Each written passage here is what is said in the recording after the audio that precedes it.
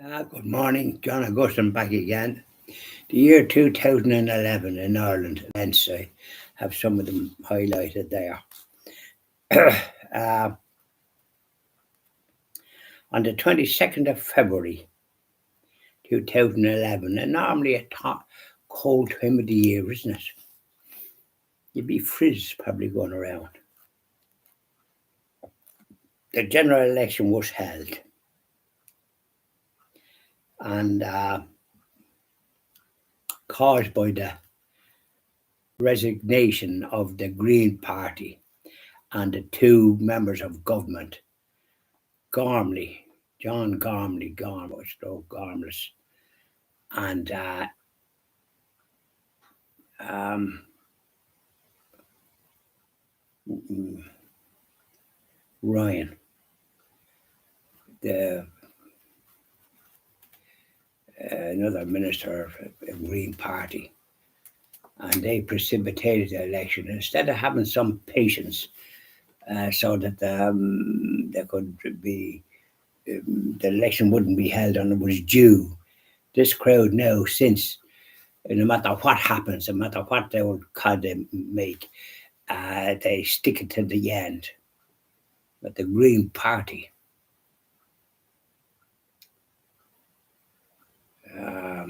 caused that, and they lost. They got no members back. Didn't do them a blowing bit of good. But by calling the election, and they, a lot of Fianna Fáil ones didn't contest the election because they knew they were in for a hiding. But if the election hadn't been called then, they might have had the chance to rectify the situation.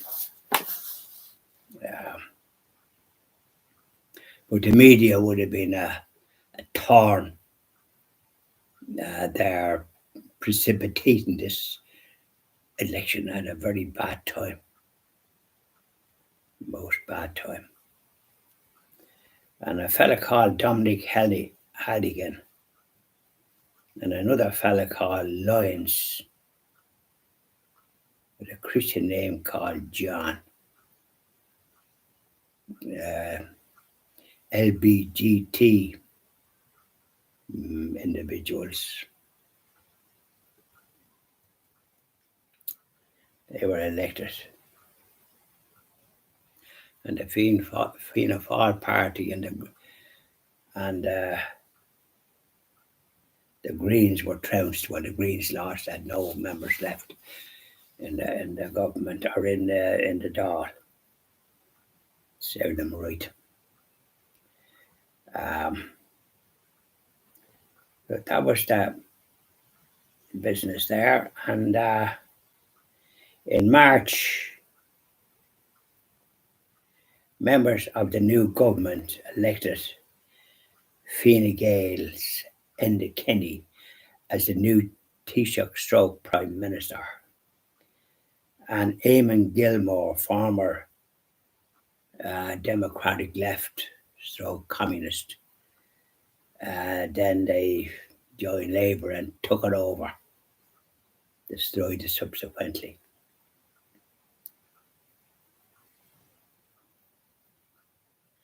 He was the new Taoiseach / Deputy Prime Minister.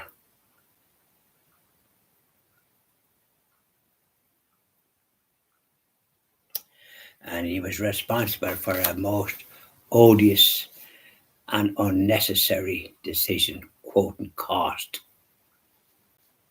Because being what he was, he closed the Irish embassy to the Vatican. A most evil act. Our embassy was established in 1929 when the Vatican was one of the first countries to recognise our independence. And when we didn't have much in the way of funds, we established an embassy at the Vatican in 1929. And in 2011, Mr. Gilmore, former Democratic / communist, because the leader of that, a fellow called Princess Princess Book or whatever it is, Princess. He was the leader of that party, and he went to Moscow to look for funds to fight elections. He didn't get the funds. Now, but then the Kenny, a lot of ones that become ministers before the election had no faith in Mr. Kenny, but the bulk of the party did. But yet he gave jobs to the like of Varikar and these other ones, and these other members of governments that said had lost faith. So they were dangerous ones to have on board. Better to leave them outside. Promote ones that were loyal. They wouldn't be waiting for a time to tempt you. But he sang their tune. He criticised Catholics and the abuse of people. But he widened it to include all sorts of going back so that's what they spent their time at. He set the groundwork for Gilmore to do what he did.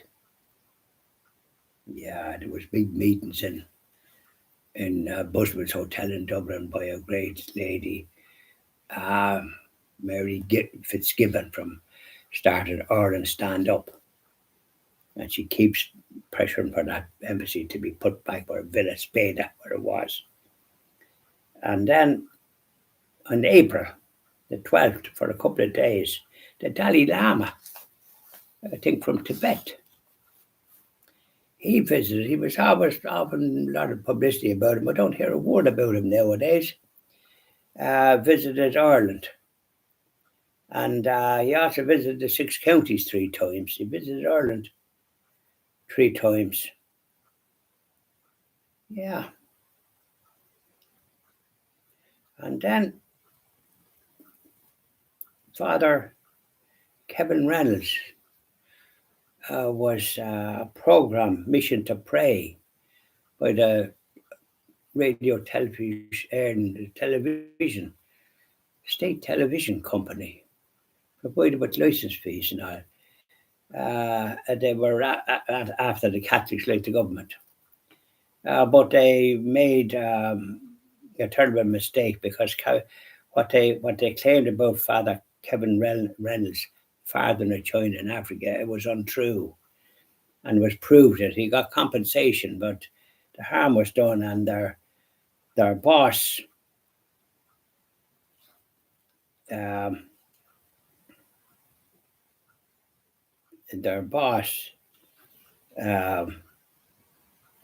criticized him for what they did.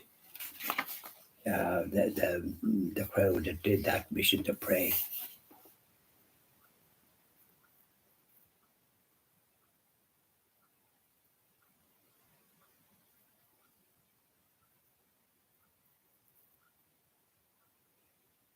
And then on the 17th of May 2011 to the 20th of May, 17 and 20, well, 3 days, I think, wasn't it?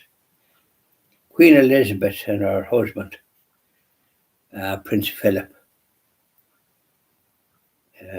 visited Ireland for the first time since independence.